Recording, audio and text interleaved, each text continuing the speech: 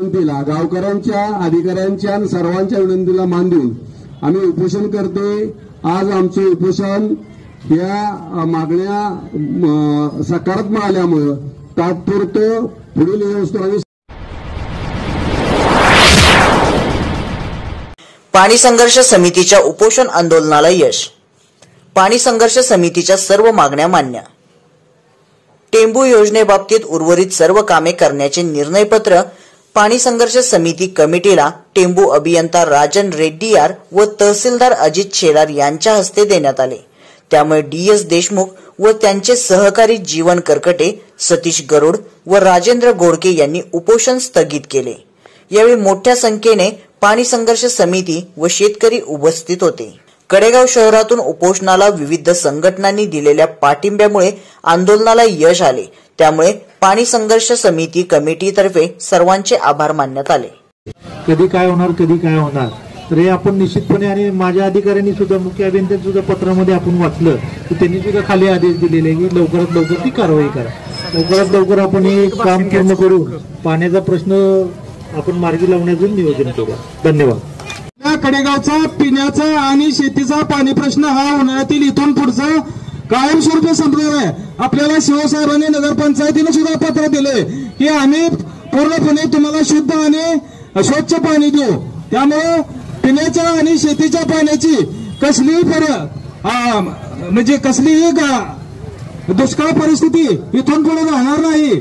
आणि यामुळे कमिटीनं, आमच्या पाणी संघर्ष समितीच्या कमिटीनं उपोषण स्थगित केलेलं आहे। आणि मी DS देशमुख, उपोषण करते जीवन करकटे, राजेंद्र गोडके आणि सतीश गरुड यांनी पुढे यावं। पण शिवाजीनगर तलावातून उतारानं, नैसर्गिक उतारानं विदाऊट कुठली लाईट आपल्या कडेगाव तलावात 4 महिन्यात पाणी येणार आहे, ही घटना सामान्य नव्हे। भले भले मोठे मोठे आमदार खासदार अशा योजना पैसे घालून केल्या तरी पूर्ण होत नाहीत। हे आपल्या संघटित लढ्याचं यश आहे। आणि अतिशय कळीचा संघर्ष पाणी संघर्ष समिती DS बापू, आता त्याचा 3.5 कोटी एस्टिमेट वाढलं साहेब, कारण 1.5 कोटीचा आकडा तुम्ही देताय तेव्हापासून आम्ही आंदोलन करतोय। पण असू द्या, शासन आपलं काय भरपूर, आम्ही शेतकरी लाडके म्हणून का होईना 3.5 कोटी वाढवून दिले असं समजू। आणि ही प्रापण सूची जो कळीचा मुद्दा आहे, म्हणजे प्रपोज वर्कची लिस्ट बहुतेक ती आचारसंहितेच्या आधी मंजूर होईल। ती मंजूर झाल्यानंतर आपण सर्वसामान्य शेतकरी कडेगाव तलावामध्ये जाऊन या नैसर्गिक उतारानं पाणी येणारी जी आपली बंदिस्त पाणीची योजना आहे त्याचा नारळ बापू आपण फोडायचा आहे। हे अतिशय मोठं काम आहे आणि अतिशय कष्टाने ते आपल्याला यशस्वी झालेलं आहोत। आपण रेड्डीयार साहेबांची काय बदली होणार ना, अजून 3 वर्ष त्यांच्याच हस्ते आपण त्याचा नारळ फोडणार आहे। आणि त्यांनी केलेल्या सहकार्याबद्दल काही गोष्टी तांत्रिक चर्चा करताना काय आमच्याकडनं कमी जास्त शब्द गेला असेल तर त्यांनी मोठ्या मनानं माफ करावं, हे आम्ही उपोषणकर्त्यांच्या वतीनं, म्हणजे आमच्या कार्यकर्त्यांच्या वतीनं त्यांना विनंती करतो। आणि बापूंना मी आता निर्णय सांगावा अशी विनंती। उपोषणाला ज्या ज्या लोकांनी मोलाचं सहकार्य केलं, मग गावातील प्रत्येक नागरिक असेल, शेतकरी असेल किंवा अनेक सर्व व्यापारी असतील, का सर्व ज्या नागरिकांनी आणि शेतकऱ्यांनी सर्वांनी जी मोलाचं सहकार्य या आंदोलनाला केलं त्यांना शतशः धन्यवाद।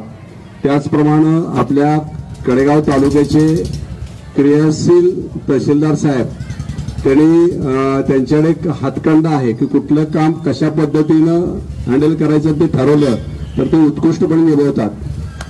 आणि त्यांची ते पाहिलं तर अत्यंतपणे प्रभावीपणे ते न दिसता अदृश्य शक्ती परमेश्वर जसे काम करतं तसे अदृश्यपणे ते बरोबर काम करतात। त्याप्रमाणे त्यांनी काम केलं। आणि त्याचप्रमाणे आज आपल्या जवळजवळ 700 कोटीची 7,000 कोटी गेलेल्या स्कीमचे रेड्डीयार साहेब 3,500 कोटीचे करते धरते असतील की त्यांच्या हस्ते जवळजवळ ते 3,500 कोटीचं काम झालेलं आहे। तर आमची पुन्हा एकदा विनंती आहे की तुम्ही काही चांगलं काम केलं आहे ते चांगलं कामाचा खारीचा वाटावा म्हणून कडेगाव आणि कडेगाव तालुक्याचा पूर्ण करावा। आणि तुमच्या सर्वांच्या विनंतीला, गावकऱ्यांच्या, अधिकाऱ्यांच्या आणि सर्वांच्या विनंतीला मान देऊन आम्ही उपोषण करते.